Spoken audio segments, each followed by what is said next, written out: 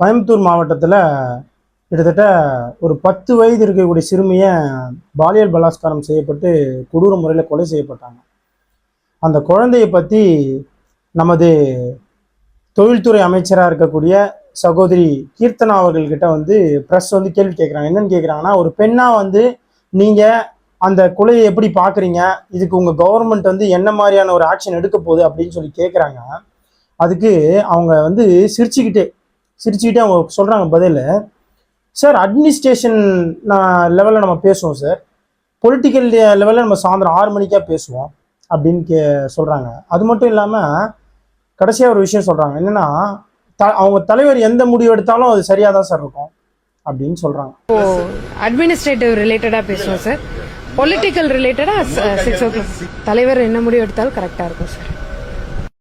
இதே தேர்தலுக்கு முன்னாடி நீங்கள் ஒரு வீடியோ வெளியிட்டிருந்தாங்க. அது பார்த்தோன்னே எனக்கு ஷாக்காக இருந்துச்சு. பெண்களுக்கு இங்கே பாதுகாப்பு இல்லையா, பெண்களுக்கு இங்கே அடக்குமுறையா, அப்படி இப்படின்னு ரொம்ப ஒரு டெரராக பேசி போட்டிருந்தாங்க.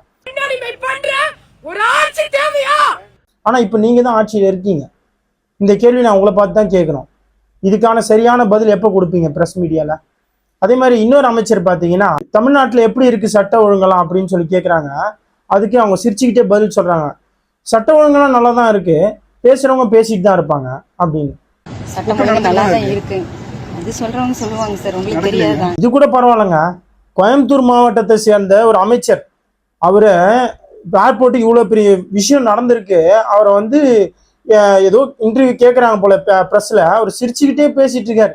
அவங்க மாவட்டத்தில் எவ்வளோ பெரிய ஒரு விஷயம் நடந்துட்டு இருக்கு, தமிழ்நாட்டே உழுக்கக்கூடிய ஒரு விஷயம் நடந்துட்டு இருக்கு, ஆனால் அவர் சிரிச்சுக்கிட்டே பேட்டி கொடுத்துட்டு இருக்காரு வேற எதையோ டாபிக்கை பத்தி. அமைச்சர் இந்த கோயம்புத்தூர்ல இருந்து அமைச்சராக வந்திருக்கேன்.